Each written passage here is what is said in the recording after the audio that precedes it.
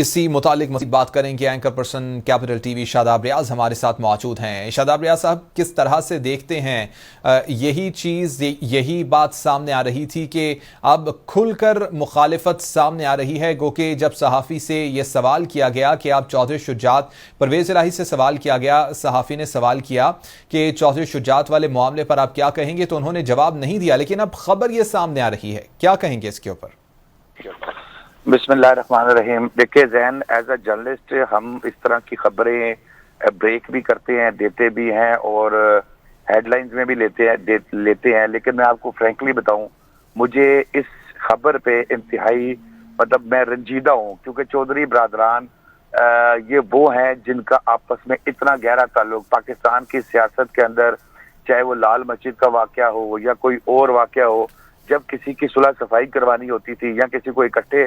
ایک پیج کے اوپر لانا ہوتا تھا، تو چودھری برادران کو جو ہے وہ ہمیشہ ایک سمبولکلی یاد کیا جاتا ہے، اور ان کو ساتھ جوڑ کے جو ہے وہ کیا جاتا ہے۔ لیکن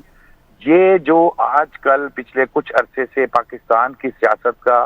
حال ہے، یہ انتہائی افسوسناک ہے کہ پنجاب کے اندر دو دھڑوں میں تقسیم ہوتے ہوئے نظر آ رہے ہیں چودھری برادران۔ 2 دہائیوں سے زیادہ، بلکہ کئی دہائیوں سے زیادہ جو ہے ان کا آپس میں تعلق، اور اتنا گہرا تعلق کہ یقین کریں کہ شروع میں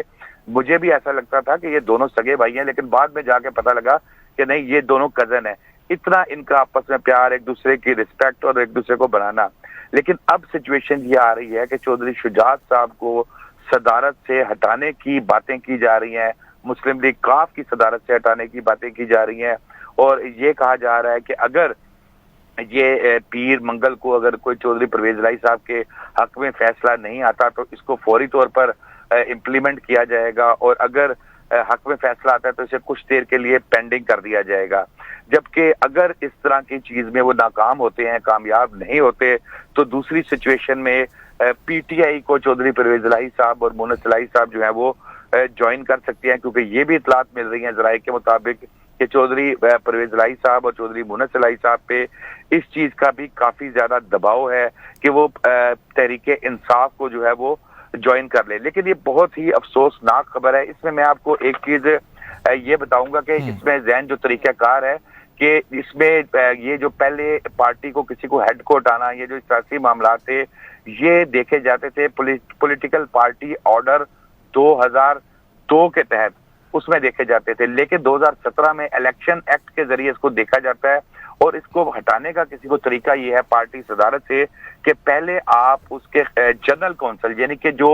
کل تعداد ہے مسلم لیگ کاف کے ممبران کی، ان لوگوں کو آپ جمع کریں گے، ان کا اجلاس بلائیں گے، اور جو کہ کافی یہ کوئی ایگزیکٹو کمیٹی کی میں بات نہیں کر رہا، میں جنرل کونسل کی بات کر رہا ہوں، جس میں مسلم لیگ کاف کے